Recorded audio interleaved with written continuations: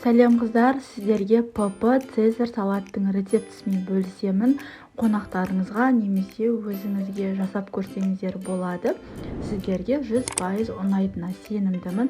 Бұл вариант ПП түрі. Каналға тіркеліп, лүпіл басып, қоңыраушаны басуды ұмытпаңыздар. Каналда арықтау жайлы ақпараттар мен ПП рецепттер таба аласыздар. Бізге қажетті піскен жұмыртқа, піскен тауықтың төс еті және бір қияр, 2 қызанақ, айсберг және сыр, қатты ірімшік қажет болады. Салат жапырақтарын, яғни айсбергті тым қатты үлкен емес, дәл видеодағыдай етіп пышақтың көмегімен кесіп аламыз. Қиярды қоссаңыздар да болады, қоспасаңыздар да болады, бірақ маған қиярдың қосылған түрі ұнайды.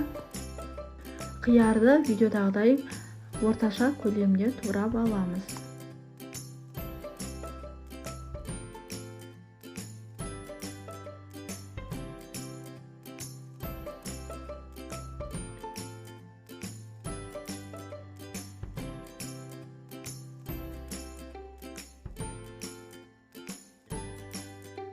Қиярды видеодағыдай етіп ұсақтап турап болған соң, қызанақты да ұсақтап турап аламыз.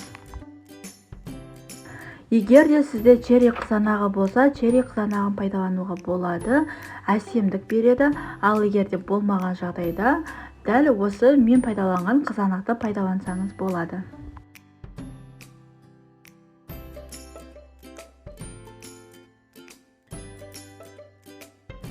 Қызанақты ұсақтап турап болған соң, тауықтың төс етін де ұсақтап турап аламыз. Байқаңыздар, қатты ұсақтап жібермеңіздер. Жұмыртқаны да ұсақтап турап аламыз. Соус ретінде қаймақ пайдалануға болады. Мен қаймақ пайдаландым. Енді барлығын жақсылап араластырамыз да бетіне үкіштен өткізілген қатты ірімшікті, яғни сырды осылай видеодағыдай себетін боламыз.